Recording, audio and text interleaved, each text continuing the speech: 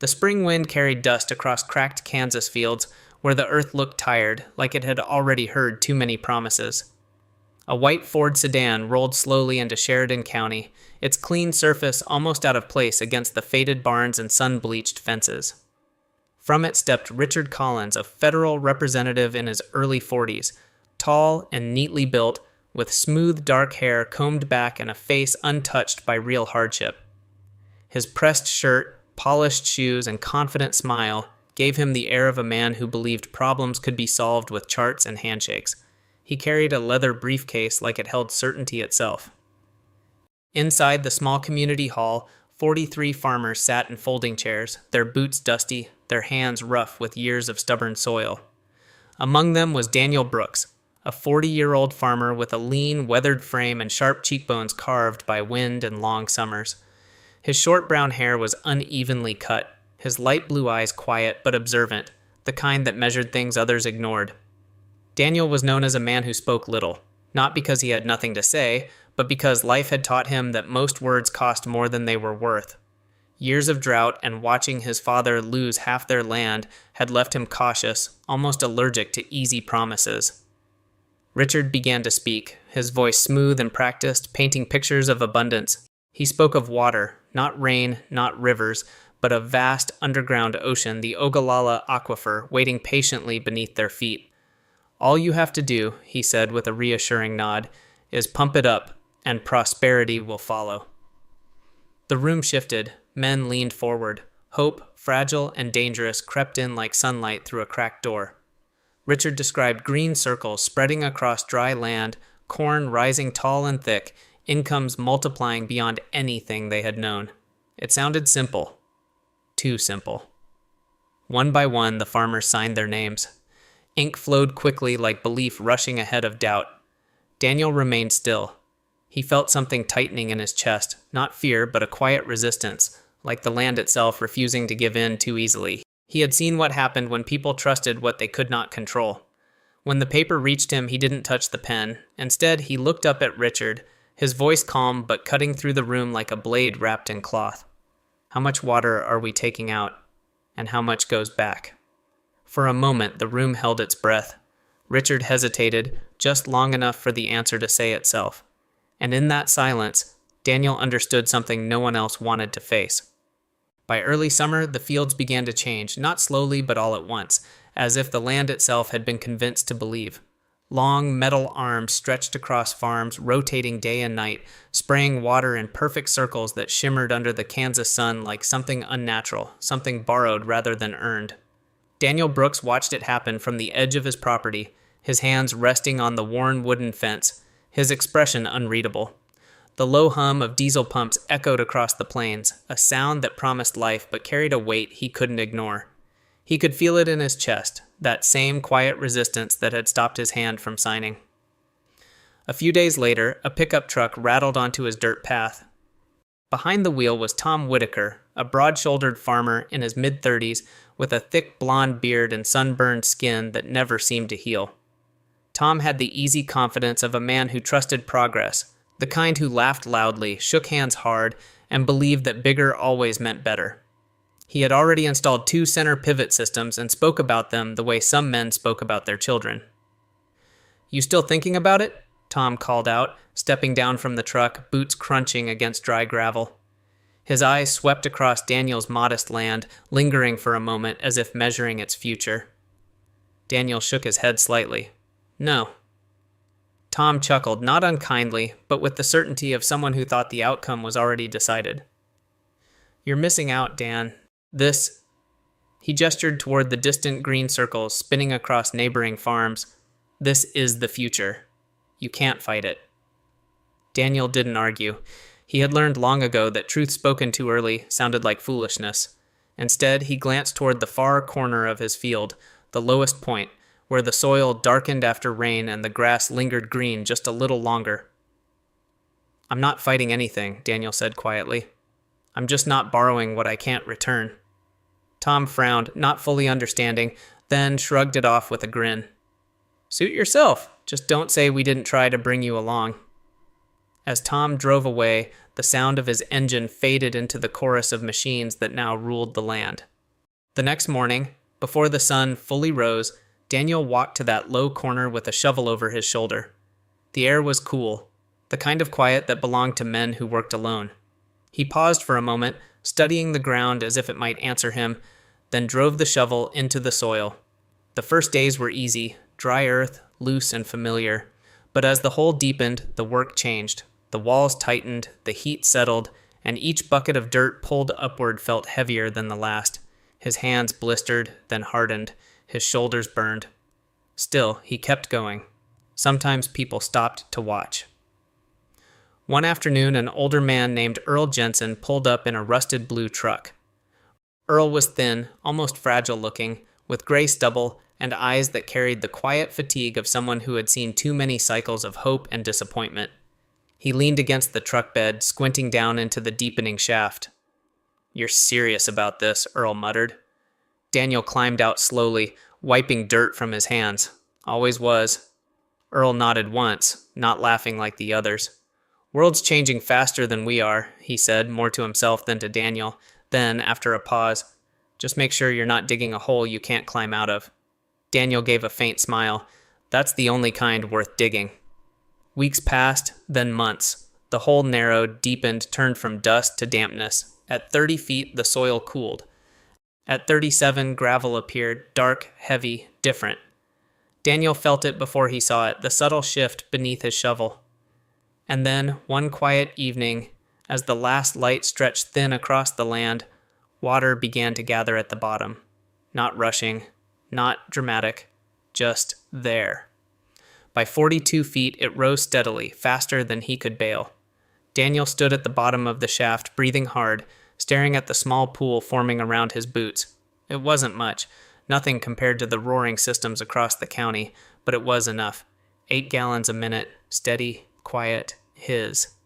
Above him, the sky darkened, and somewhere in the distance, the machines kept turning, pulling water from a depth no one truly understood.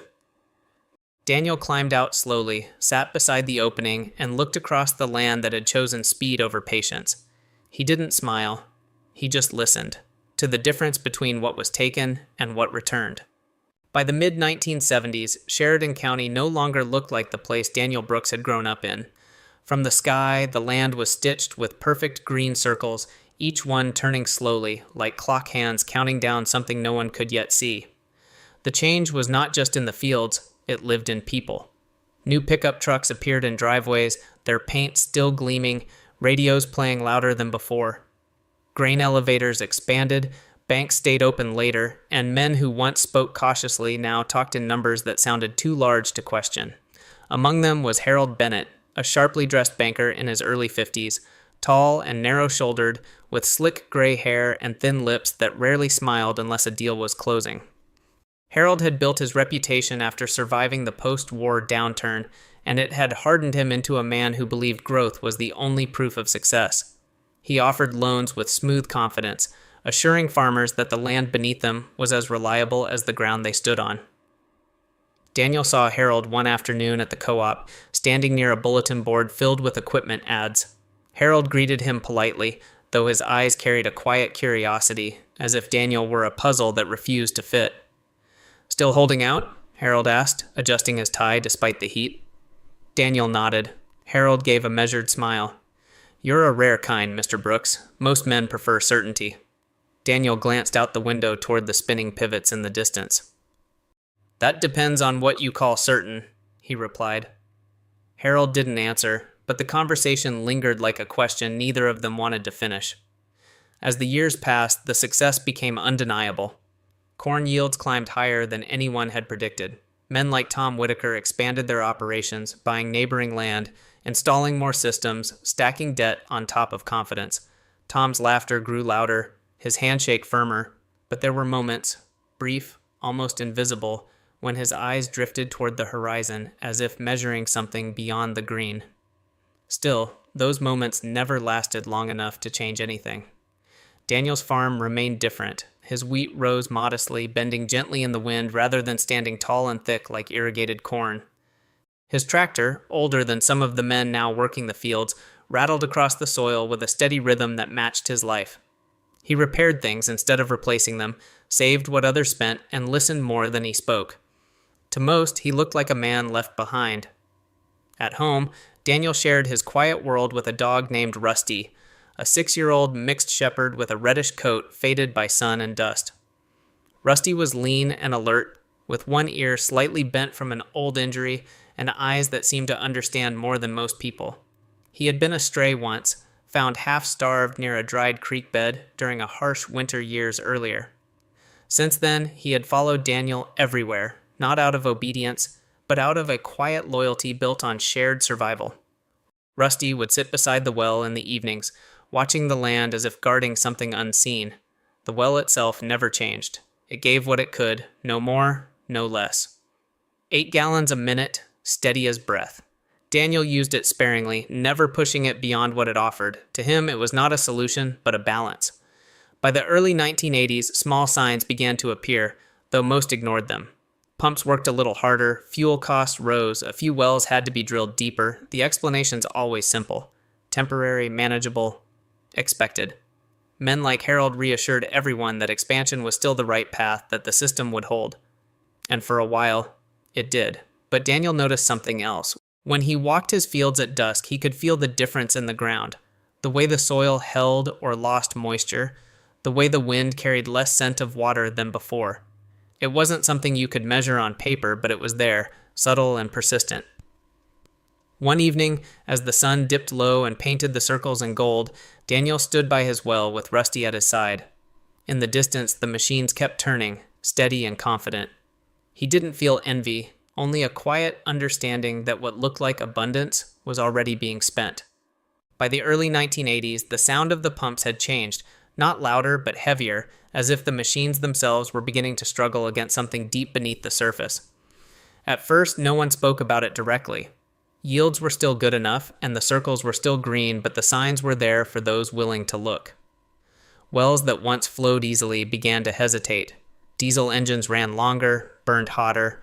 Men who had once bragged about their output now spoke more carefully, as if the land could hear them.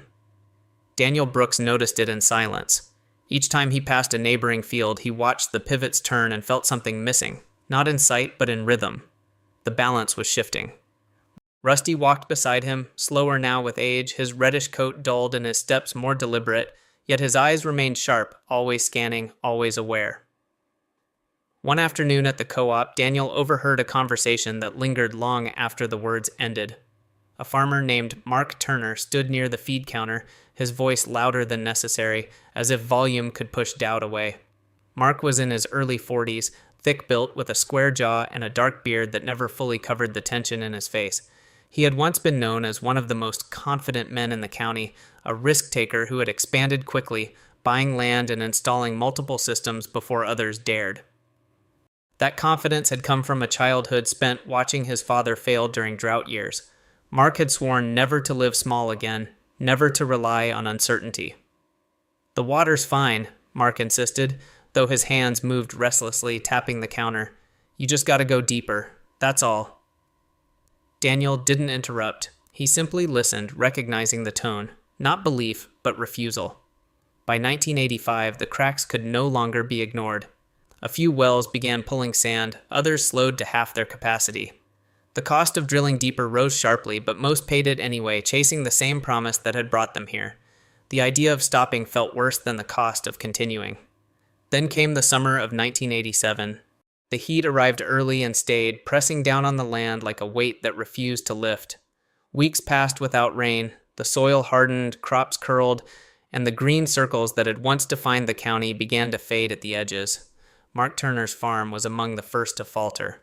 His main well, drilled deeper twice already, finally gave out in June. The pump ran, but nothing came.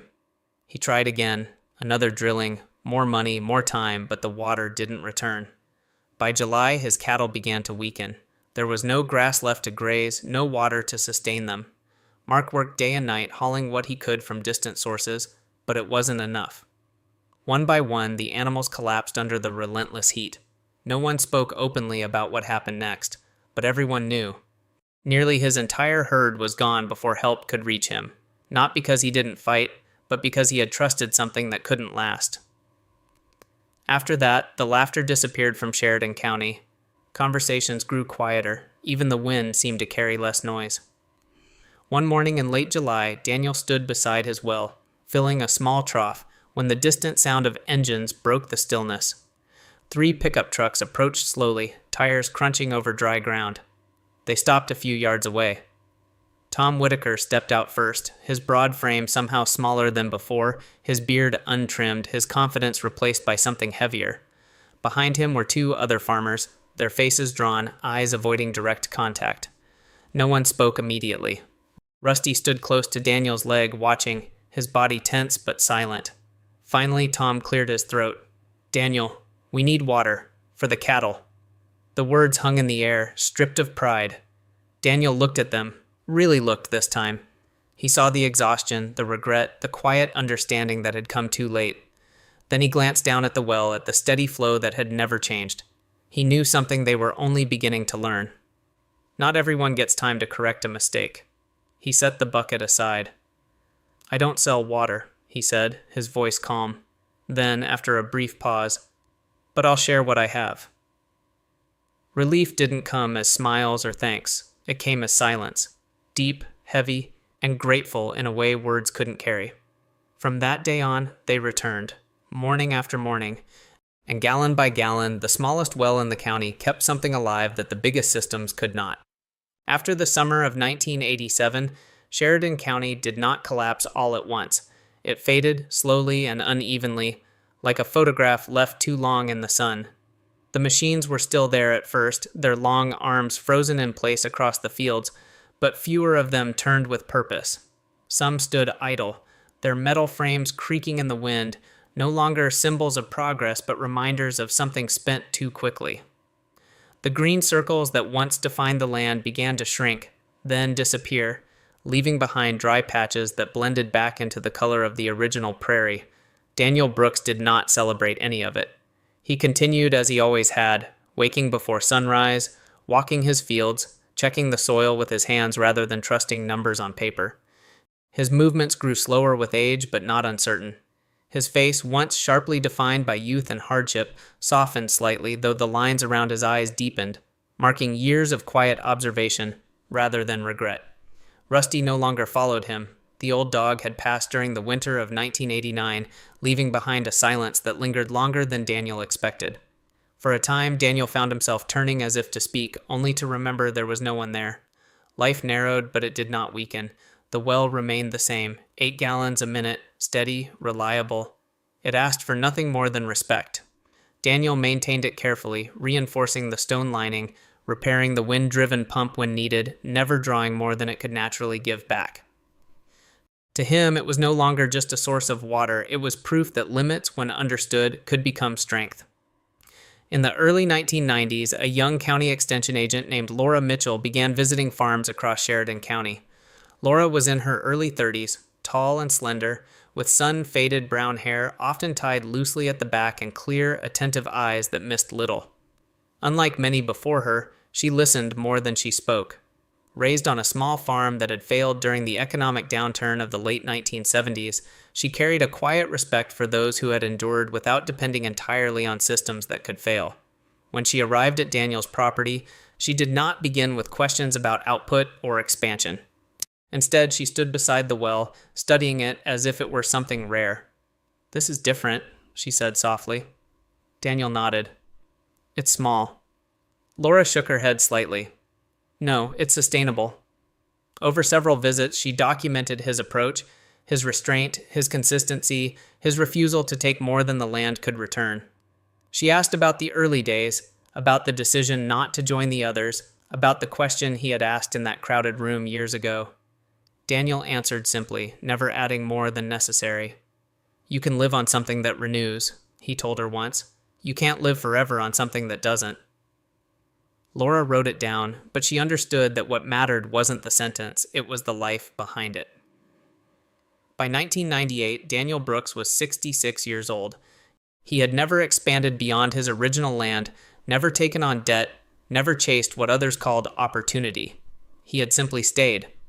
That spring, after a mild illness, he chose not to fight aggressively. He passed quietly in his home, as he had lived, without noise, without burdening anyone.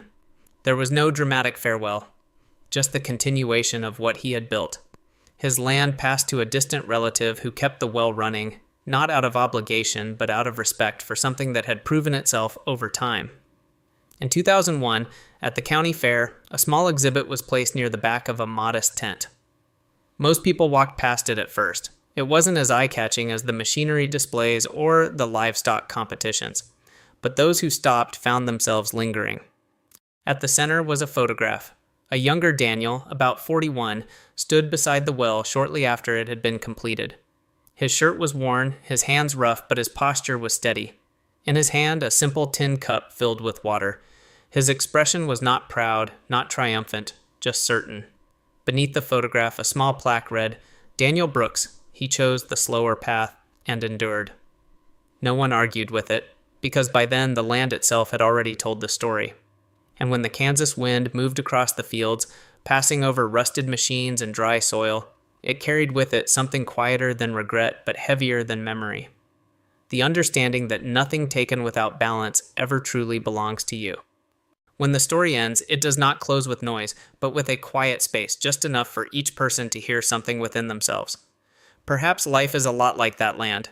Some things appear big, fast, and promising, but they don't always stay with us for long. And some things seem small, slow, almost ordinary, yet they are the very things that keep us standing when life becomes difficult. No one in this story was entirely right, and no one was entirely wrong. They simply chose different paths at different moments with what they believed was best at the time. And sometimes the only thing we can do is learn to listen to ourselves, to life, and even to the quiet truths no one says out loud. If this story reminded you of someone or a moment in your own life, share it with them, because somewhere, someone might need to hear this at exactly the right time. Leave a comment. It doesn't have to be perfect, just honest. And if you believe in simple stories that carry something deeper, consider subscribing so we can meet again in another story. May peace, strength, and gentle guidance be with you, and may God bless you and those you love.